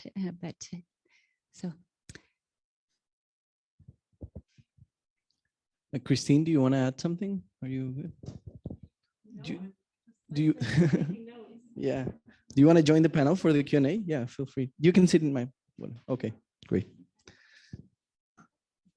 Okay. One of the problems we have in this sector is its fragmentation and the lack of funds, and transportation is always the last thing that people think about. And I tried to make that point. It is really the case. What we need are people who recognize the importance of transportation and the need for government. to play a role. And we've seen in Delta an example of that. They are an exception. They're ahead of the aging curve. But Powell River has stepped in, and the Ministry of Health itself awarded 10 grants in August of 2019 that were community shuttle buses to communities across BC. They were left with a vehicle though, and not the infrastructure to maintain it or the local driver to drive it, et cetera, but it's definitely a piece. Thanks, Beb. We have another question, I think from. Yeah, so we have a question from Councillor Jean Swanson. So question is, what are some concrete things cities can do to promote better transport for seniors? Sorry, can you say it again? Yeah. What are some concrete things cities can do to promote better transport for seniors? I guess I'll pass it to Christine first. I'm happy to hear you. I'll speak to it. I can speak to that. Do I leave my mask on or? Okay. I can speak to that. I can't emphasize enough, for example, the work that Chris Chan does in engaging seniors and having transit training. We've coordinated that through BEST for a number of years now. And we like to work collaboratively and have not only TransLink, but ICBC too, and HandyDart. So there's an overarching sort of way of understanding that not only are we trying to look at enhanced road driving testing and the concerns that seniors may have about their loss of driving as being part of their fear, to the part of public transit and training from 55 and up. 55 to 65 is the critical age of still the largest driving numbers, people driving. But by 65 to 75, that's the highest rate within people making a shift and shifting out of driving and driving less because they're retired and changing their habits. So if we sort of look at that, then let's start at 55 and get people trying to access a system that exists. I'm also interested in these discussions of shuttles while I'm trying to sort of coordinate and understand from TransLink what their community shuttle, community bus map looks like. Also, because for South Vancouver, that may have big hills areas. If some of these smaller shuttles services could be made available by public transit, would that aid in this process also? But primarily walking, the 15-minute neighborhood concept. Again, the vulnerable population are the ones that lose out in the measures if we don't go a little more conservative and factor in the 8 to 80 range. I'll just build on that to say I also was really struck by examples of supporting aging adults in building comfort with non-driving transportation options much before they lose their license to be prepping for, and I am witnessing some of that in my own family, to build that independence ahead of time. And I think, just to be really tactile, one of the concrete things the city can be doing, and we are doing, and we need to be doing more of, is investing in infrastructure to make sure that seniors feel safe moving around the city. So pedestrian-led signals and curb bulges, so it's safer to cross the street. So there's the time you need. You're not worried you're going to get trapped halfway through a busy intersection as traffic increases. I certainly see and hear from more seniors riding e-bikes or e-trikes, and I think about that too in terms of the opportunities to let seniors try out these modes or older adults try them out and get comfortable with them so they become familiar options. And then we have a responsibility as well to be building that infrastructure that connects folks to the places they go and the services they need in along safe routes. So I think to Jean's question about concrete things, sometimes I think it's like physical concrete things that is one of the roles that we as the city play. I think Christian might actually have an answer as well. Yep, thank you. So I just want to concur, well, both what the councillor said and also what Janette just talked about. I think there are concrete things that needs to be done, from the build infrastructure, build environment, to what services available. But to Janette's point, there is something that we could do quickly, which is to get the information to the seniors to make sure they have the right information. One example I want to give was that during the pandemic, I actually had the pleasure to work with the team, with the Handy Dart team, and time again, I heard that seniors weren't aware that they could use Handy Dart to go get their vaccination, and they were delaying their vaccination because of that. So I think getting the information to the seniors are keys, and it's not just during urgent times. It's not just during certain times. We could start that today. We could start that well before they become seniors, and get that information to them, because they might be more comfortable trying it out right now. So I think it's getting that information to them early, and we're more with the BEST and other agencies, and also community centers around the cities. We can give those information by hosting workshops. We could even bring a bus on site for seniors to practice boarding the bus. Some seniors tell me, I haven't been on a bus since I was 16, because that's when they got their driver's license. So it's getting that information to them to let them know, oh, it's available. The service is actually pretty good. So therefore, when the information is available, they can use them. If I can jump in, there is, I think, a real tendency to think that transit training is good for all seniors, and why aren't they riding the bus anyway? It's because of the fear of falling and the real consequences of falling.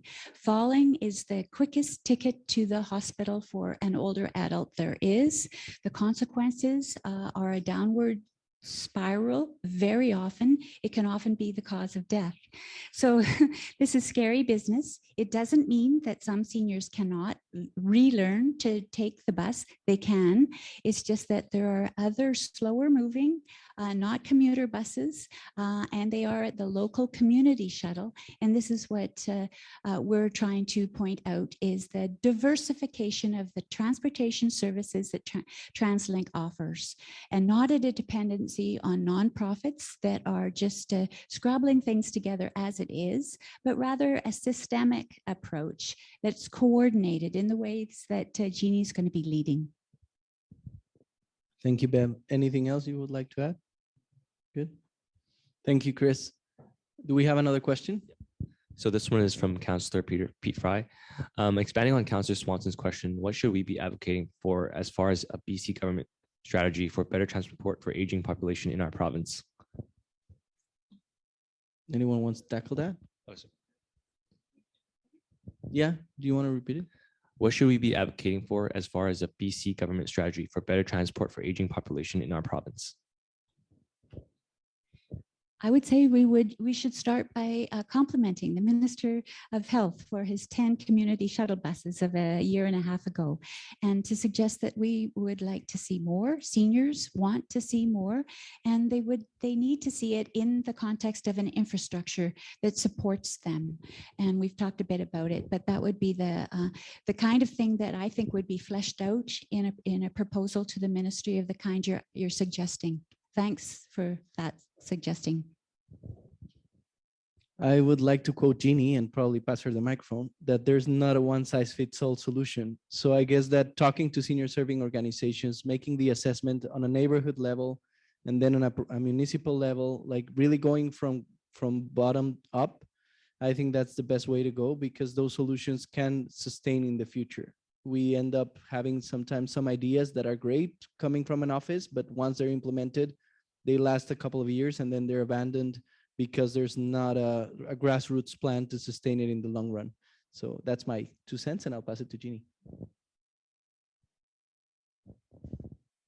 Thank you. Well said. I think the only thing I can add to that is, and sustainability of programs. And it's really hard on organizations and individuals when we have funding to pilot programs and services and they're really successful, but then we don't have the funding to continue to do that and we have to cut them. It breaks trust, and it's really just hard on the community. So sustainability, I think, is really important. I'm just going to put it out there, but I don't know how much of a collaborative effort this could be made possible in the hospital district, right by the city hall, where there's a hub of people accessing various healthcare professionals that come from different places. What if we were to experiment with a small shuttle service that goes in that 5-block, 6-block radius, that people who come by public transit to Canby and Broadway could access on and count on a shuttle service that would pick up people every 30 minutes or something. I don't know. Many of us are going to be dealing with taking parents to these specialists. I already do. And parking is an issue. Access is an issue. But what if that's an experiment that could be considered with the various players in that area? Just putting it out there. I was just going to say too, because I'm really struck by the municipal examples that were shared in Delta and Powell River, and local governments are grappling with huge downloading of cost pressures and increasing cost pressures with the impacts of 1 million disasters all at the same time. So I just personally wrestle with the challenge of looking to local governments on very limited fiscal tools to fund transportation as a provincial responsibility. And I want to put in a good push that we need stable provincial funding for these services, and in rural areas that's going to look different than in urban areas, and that should be locally informed but funded in long-term ways that are going to be more sustainable through the provincial government.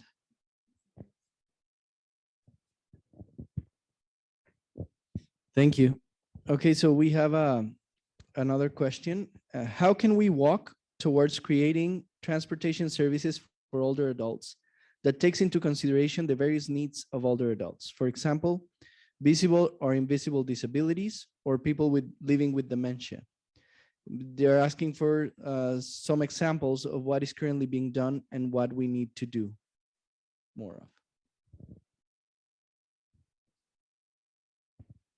I can speak to a project that's led by Simon Fraser University, Laval University, and UBC, I believe.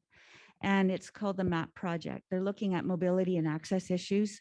And Atia Mahmood, Dr. Atia Mahmood from the Department of Gerontology, we worked with the SWAN tool, stakeholders, walkability and accessibility in the neighborhood audit tool that we did with exploring it in neighborhood levels.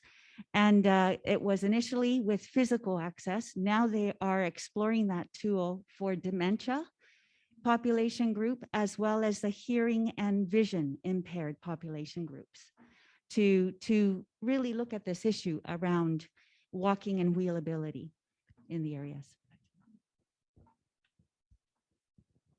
Chris, you have your hand raised. You want to go ahead? Yes, thank you. So I would like to add that. So I think a big part of that conversation about especially invisible disability has to do with raising awareness. So actually, this is a kudos to the Alzheimer's Society. I had the pleasure of participating in helping them develop this curriculum called dementia-friendly communities. There's actually an online initiative where they share knowledge on how to spot, interact, and assist customers living with dementia. So there are multiple initiatives like that in the community, and I think is bringing a lot of these customers with lived experience, bring them to the conversation, hear from them what they need, and incorporate a lot of that into when we plan services, when we talk about the services, get the feedback from them, what they need for us to help them use, be it conventional transit or paratransit or community shuttles that nonprofit organizations are organizing. Thank you, Chris. Janette, do you want to go ahead? just to reiterate how important it is, it's nothing about us without us. And the Seniors Advisory Committee for the Seniors on the Move are invaluable to us in guiding and leading our work that we're doing. Thank you. A small piece that we contribute as funders and others are starting to is to include the transportation in some of our funding, for example, adult day programs, so people can get there. We've experimented also with recreational programs. Seniors go to the swimming pool and for walks. Well, they get picked up from their homes and then the program starts at a community center. Something else to note is that this issue of dementia of older adults or some other issue often sits with caregivers, and caregivers' biggest task of all in terms of time is driving people around. So that is an audience that will be interested in any solutions. Not only are they stressed drivers, but they're time crunched drivers as well. The Dementia Friendly Community Initiative started with United Way in 2014. There are 7 of them across the province. The City of Vancouver used to have an age-friendly and dementia-friendly plan. It wound up in 2019. We need it to be updated and include transportation, which it didn't include very much. We've come a long way when it comes to addressing transportation. We need a city planner, don't we, who's dedicated to seniors' issues, including this really important one of transportation. And we need to collaborate in ways that don't just sit at the community level, but involve the big players. TransLink needs to be at the table. TransLink is at the table. We just need to get TransLink's high ups at the table. And so it goes with the other organizations. I can say the Doctors of BC we have their ear, and that is really something that makes us happy. Now I'm speaking about the Seniors on the Move project that United Way and Best co-manage. And the doctors in BC are interested in our aim to increase the options for seniors to get around, because they're the ones that hold that miserable conversation with older adults about giving up the keys, and they hate it. They hate it. They lose long-standing patients. The older men in particular refuse to see them again. And those older men go home and park themselves in front of the TV. It happens time and time again. And their socialization is caused by lack of their access to a vehicle. So I've talked a long time, and I'm going to pass it. Great. Thank you so much. And I would just add the dimension of the caretakers, the caregivers, that sometimes are the children of the people with dementia or with disabilities. And it happens by accident. It happens just by time happening, and you're the child that lives in the house. And sometimes you don't have the training or the capacity or even the support to address how to take care of your parent or mother, right?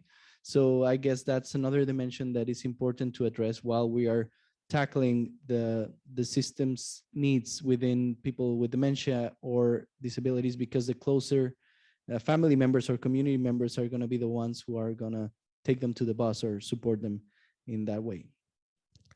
So I'm going to ask another question. It says, in your opinion, how much of the problem lies in the access to and from transit stops, example, bus stops, train stations, etc., and how much is with the service itself?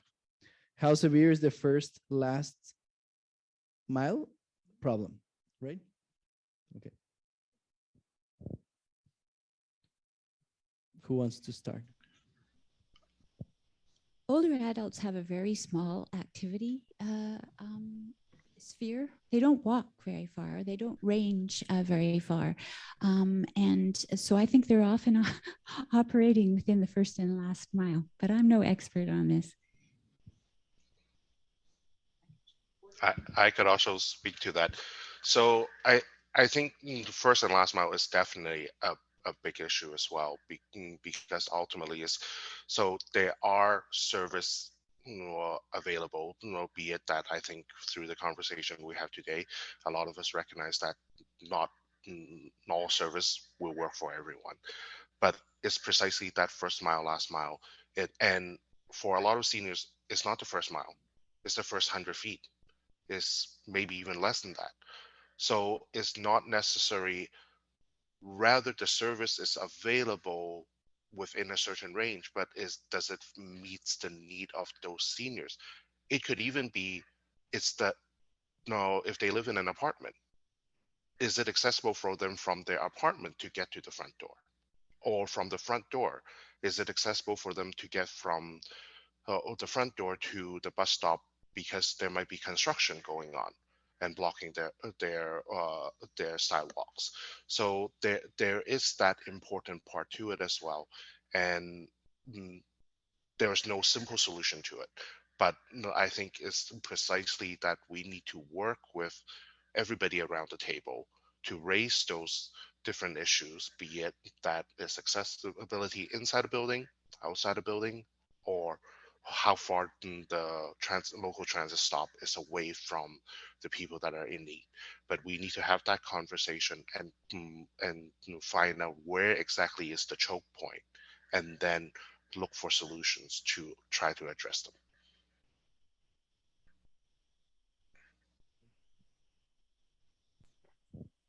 Thank you. There is someone from Hub Cycling that would like to introduce yeah, go ahead. Of course, we love Hub Cycling, and it's bike to work week.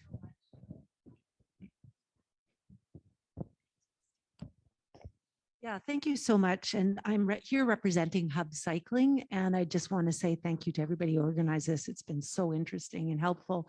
And just wanted to point out that cycling is sometimes, I found, considered to not be that useful for older adults. Because people are looking at the range of abilities that older adults have, and often looking at the far end where people don't have much ability to move. But for example, my 92-year-old dad walks to the bus and takes the bus to his medical appointment. So, we have a huge range, and I think that range may be increasing.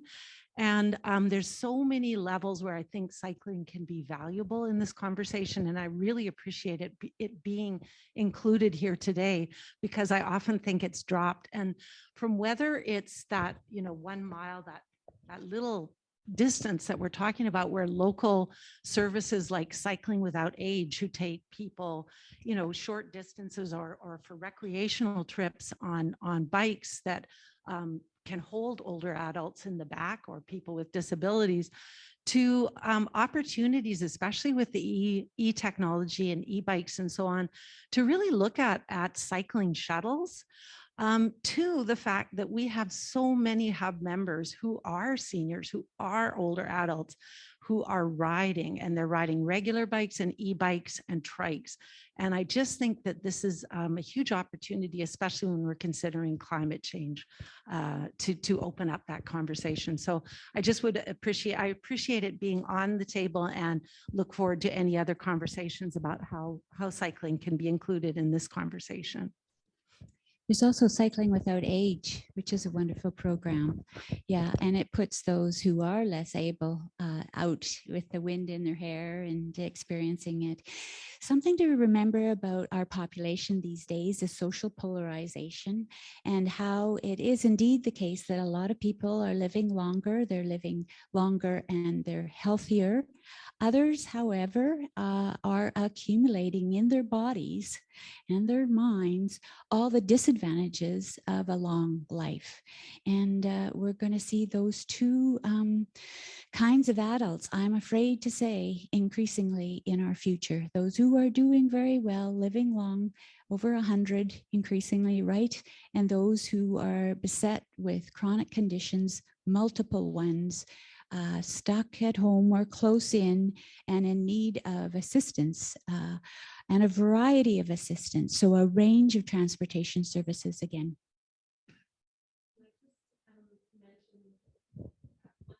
I have dreamed about, because I have young kids, I've been part of a couple events where, a bike shop or a community center or a neighborhood has brought together a bunch of family options for cycling, and people can test them out and get a sense of what options are out there. And I would love to see similar options for aging adults and seniors, to get to feel what a three-wheel electric trike might be like for them, and the stability, and to test out those options that are obviously an investment, less of an investment than a vehicle, but a big decision to make, and where getting some familiarity with them, I think, would make a difference. So if someone wants to organize that, I am there. We have another, Chris. This question was in the chat. Is it possible, maybe with coastal health, to track where vulnerable citizens are and cluster the areas within the city that can be accessible? So I think this question is speaking to finding clusters to serve seniors and where maybe these transportation options can be. If we're to take a health equity approach to this work, we would look to those districts in Vancouver where there are low-income senior renters or others who are low-income and living in those parts of the city that we saw highlighted in the heat map early on. That heat map overlaps almost exactly with low-income seniors residential areas. So it is the downtown east side. The downtown east side is aging before our eyes. It's also in the West End. There are pockets of real poverty amongst older adults there. It's in East Vancouver, it's up Kingsway. I think we know. So again, according to a health equity approach, we would indeed begin with a neighborhood and a place-based approach to organizing the kinds of events that I think have been suggested. I would go for that. I think you also heard my interest in active transportation networks like the Zunga Bus, where that community shuttle bus that is accessible by all or most, many, is right there too. So not just the cycling paths and the walking paths for the highly physically fit amongst us, but these other kinds of systems too, whole systems. Anyone else? Chris? Andrea, from our SAC, you're willing to chip in? Okay, great. So thanks so much for that question. Do we have any other questions online?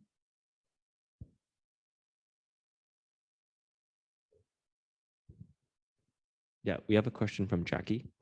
So his question is, what's the best way to move forward with the collaboration of sharing resources, i.e. shuttles and drivers, because public transit works well for healthy, able-bodied people, but not for people with limited mobility and who are really afraid of falling with life-changing consequences?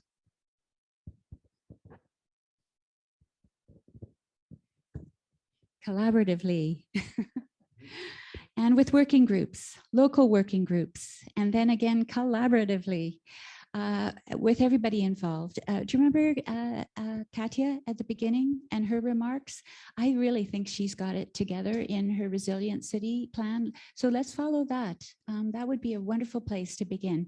Let's invite TransLink to the table and bring those reports from the United States that show how human service transportation providers, including some of us in the room, work together with regular public transit providers. And maybe there'll be others. Moto is a natural, I think.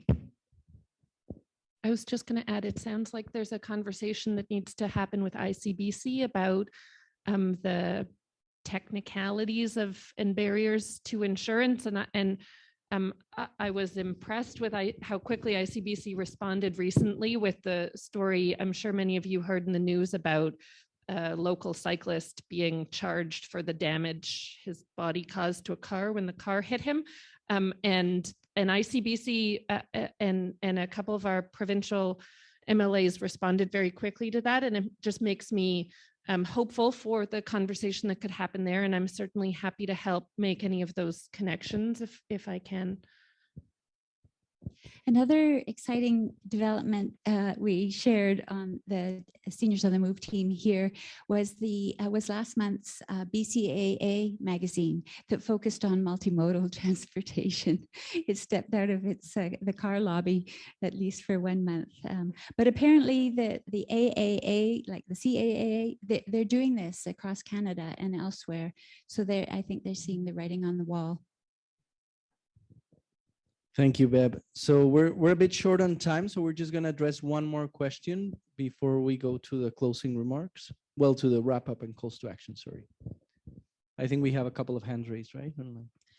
Yeah, so we have one question from Lynn S. The city could recommend that ICBC engage in developing plans that respond to challenges of van sharing initiatives and volunteer driver groups to find out what they need in order to be confident about offering services. So I guess this is more of a comment, but if you guys have anything you wanted to add to that, any thoughts? No, I think it's a good point. We all agree. Okay, great. And then from Mark White, how can we quantify the need for mobile cooling centers? What research can help inform this issue? Good question. You want to address it? I don't know if Katia is still on the line, but I know the city is doing a bunch of that work, tracking where the needs are, mapping, and she spoke to this mapping where existing services are and where gaps are. One of the things I remember hearing so clearly to the point about the geography in South Vancouver was the need for us in that mapping, not just to be looking at it from like a Google map, but to be aware of the hills that present barriers even when something looks close on the map. And so that sort of geography is really well informed by neighbors, neighborhood associations, family places, neighborhood houses. Katia, do you want to jump in? You're on mute. There you go. There we go. Apologies. Thank you so much, Councillor Boyle, and also Bev for the reference earlier around the neighborhood-based approach. I think, yeah, we absolutely need to look at small pockets within the city and the unique, both kind of geographical and also physical challenges that present, but also the assets that are within those pockets. So recognizing that there are organizations that are placed quite strategically throughout areas of the city and have deep relationships in community, and looking at how can we kind of support the services that they offer to sort of augment them for heat-specific response. And then how can we also look at ways that we can connect organizations so that we have sort of this connective tissue that's reaching throughout the city, this kind of social connective tissue that is connected to various modes of transportation. So in addition to that, I think this idea of mobile cooling centers and stations is really interesting and a really important concept. We've spoken with other cities that have kind of explored that or actually done that last summer and had really interesting feedback from them on what worked and what didn't. And I'm also just really curious to hear from our TransLink partners on, what are the opportunities to think about, buses in that capacity and what they kind of services can be offered through like literal mobile buses that could kind of offer cooling in neighborhoods where there are these really major challenges related to steep hills or other kind of topography that can not just take people to other cool spaces, but also just be cool spaces in and of themselves. So I'm kind of curious if TransLink has any thoughts on that, but looking at that really kind of hyper local scale approach and looking at all of the kind of rich, both formal and informal services and networks that are in neighborhoods and peer programs and services, so we can kind of knit together all these different types of supports and recognizing that they have tremendous value day to day, and they can also serve and help us during these kinds of emergencies. Thank you, Katia. So unless there's someone else wanting to make a remark, we're going to move to the next part of our event today, and I'll give the microphone to Angela. Are you going to go with the presentation? I'd like to call Andrea Serra from the Seniors Advisory Committee to speak to the calls to action for this event.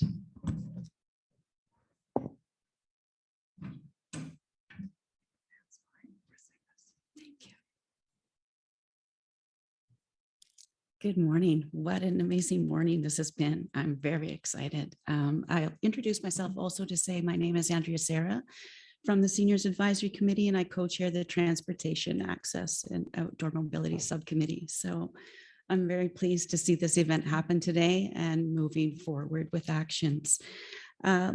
Most of you who registered for this event had to answer a few survey questions as part of your registration, and I'm thankful to the climate action mobilizers for very quickly crunching those responses for you today.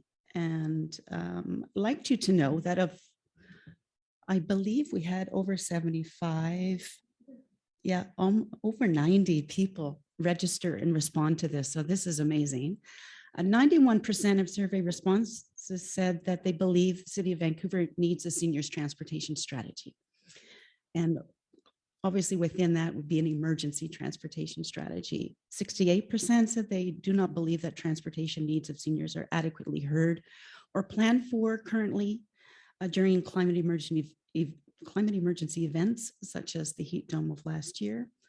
And 76% of respondents think that seniors experience gaps in the local transportation options available to them. And I did a little bit of number crunching myself last night of what was itemized as the gaps, of which over 45 respondents. I don't think these are new to anyone online or in this room. Lack of accessibility was the top gap. Lack of supportive multimodal options came in as number 2 gap. Lack of affordable transportation options. A gap in information and training of transportation options, and a lack of an overall seniors transportation strategy, planning, coordination, and funding. And that's what we're hoping to address as we leave this session today. And thank you to all of you who have been attending these sessions on emergency planning that have been held by the Seniors Advisory Committee. We're going to take all of the information and work collaboratively with our partners on an action plan. Number 1 action that we've been asking for and have heard again today is we really need to see someone in the city be appointed as a dedicated seniors planner. And I would say within the transportation department, we could really use a champion for seniors transportation initiatives. And of all this wonderful conversation today, it would be really great to have a champion within the transportation department join us. And secondly, as we've mentioned, of a seniors transportation strategy and an emergency transportation strategy. And this idea of coordination and collaboration from a sectoral level, and really a role clarity between municipalities, regions, transportation authorities, and our senior serving organizations, so that we have an integrated response network at all levels. And really has been talked about today, getting down to the micro transit and the micro mobility options. Very happy to hear from Lisa from Hub, and to mention also of the cycling without age. Really getting down to that level in an emergency is really important. And we see it happen in other sectors already today. And I saw on my way out here today, there was not Moby, it might be the Shaw to Go. There was someone on an electric cargo trike going around UBC carrying cargo. And I'm like, that's exactly it. This is that also getting those mobile resources to seniors, the fans, the air purifiers, the water, all of these things that we've talked about in previous sessions. How do we work collaboratively with those organizations as well?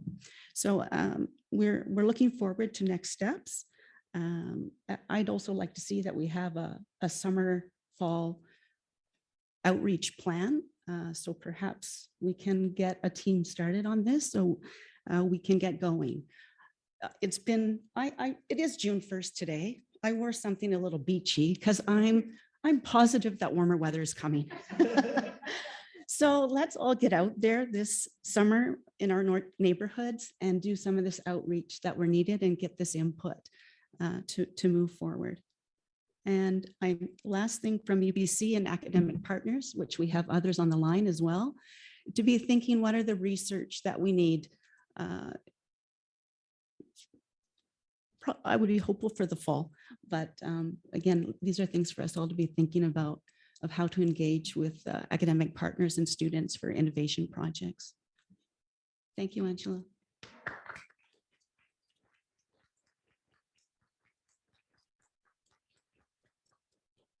Thanks, Andrea. Just to build on what Andrea was saying, as a co-host for this 880 Planning Together event, we would like to ask today's participants to share their ideas on how UBC as an institution and how UBC students can provide support in this work. Do you have a collaborative event or project idea that you would like to share? We invite you to share your ideas in the chat box. And for in-person participants, please feel free to speak with myself or any of the UBC Climate Action mobilizers here today. I would now like to invite Councillor Boyle, and we also have Councillor Pete Fry on the call, if you'd like to provide some closing remarks for today's event. Let's go to Pete first. Thanks, Chris. I appreciate that Councillor Boyle, I have to go for 12 o'clock. Great conversation. Definitely something that has, it's inspiring, but it also fills me with a great deal of concern because I think we have a lot more work to do. There's a couple of pieces that I think probably deserve a little bit further exploration as well. Certainly micromobility, we just coming up on a year for our first micromobility pilot that went across the province we did here in Vancouver. It's had some mixed reactions, of course, especially around safety issues, and the issue of seniors falling does kind of sit in my head, especially after the comments made earlier. And that is one of the big concerns around micromobility and on sidewalks and that kind of thing. So I think that there's some work to be done there, but certainly that electrification and micromobility is opening up a lot of opportunities for folks across our system. The Mobi bikes that were just mentioned, we actually are rolling out electric Mobi bikes, which are a fantastic option for an accessible means for getting around town. And I got a Mobi bike, even though I have a bicycle, I got a Mobi bike subscription, and I've ridden over 900 kilometers in the last 2 years, and mostly just going to and from things like SkyTrain and like small errands, not big trips. I think the other kind of conversation piece that's missing here that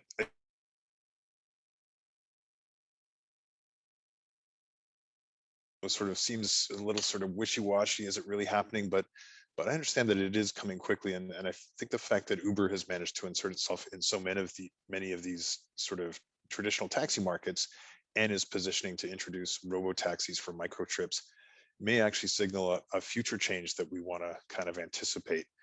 Certainly as this province has a rapidly aging population. And as I look to my UBCM role, we've got it a lot better here than lots of parts of the province where they're really struggling with transportation options. So I think it is a larger conversation that the province is going to have to get ahead of.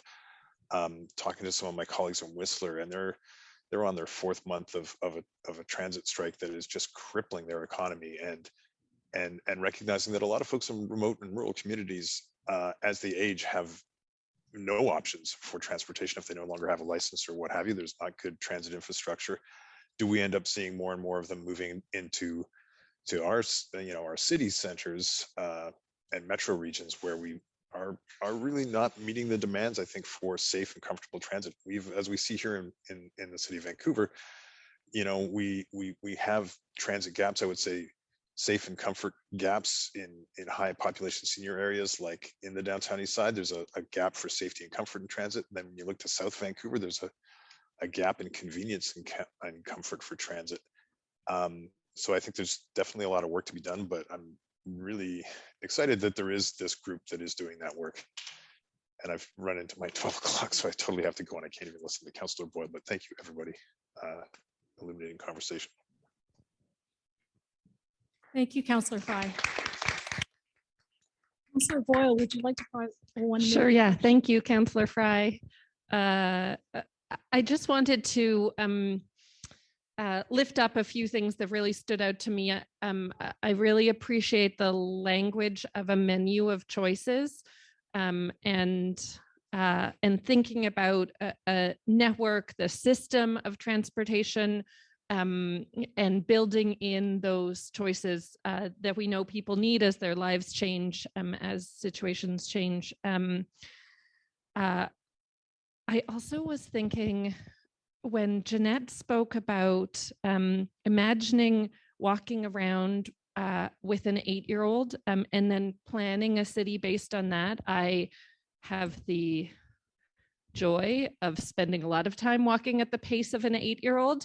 And like I mentioned, spent a lot of time walking with my grandmother as she was aging at end of life.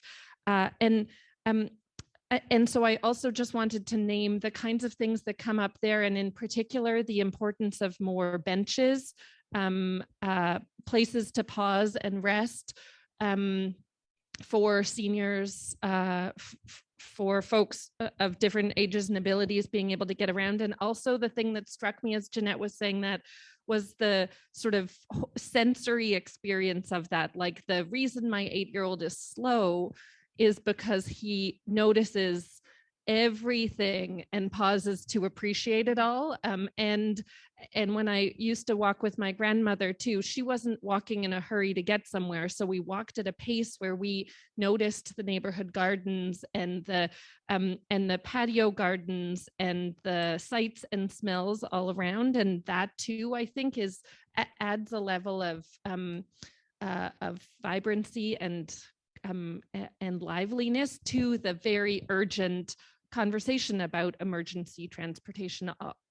So I just wanted to weave all of those pieces together, as well as the public space piece, connected to benches. And I think of a lot of the work Pablo has done as well around welcoming, inclusive public spaces that give people a chance to rest, that create cooler zones and trees. That's a bit scattered because I feel like I've just been soaking all of this in, and I'm so grateful for it. Maybe I'll end with what Katia began with, that so many of these challenges we're living through are the result of choices, and we can be making different choices. And I invite you to keep pushing us locally and the province and other authorities as well to be making different choices that that build age-ready cities that future-proof us for the challenges to come. Thank you, councillors, for your reflections. Thank you to our panelists today, and also to Pablo, our wonderful moderator, and to everyone for your participation and energy during the session. Your feedback is important to us to help us to continue to provide this kind of programming and improve the work that we do. We do have a 1-minute survey that we hope you'll help us fill out. And your responses are confidential and won't be linked to any personal identifying information. So thank you so much, everyone. It's been a wonderful session. Enjoy the rest of your day.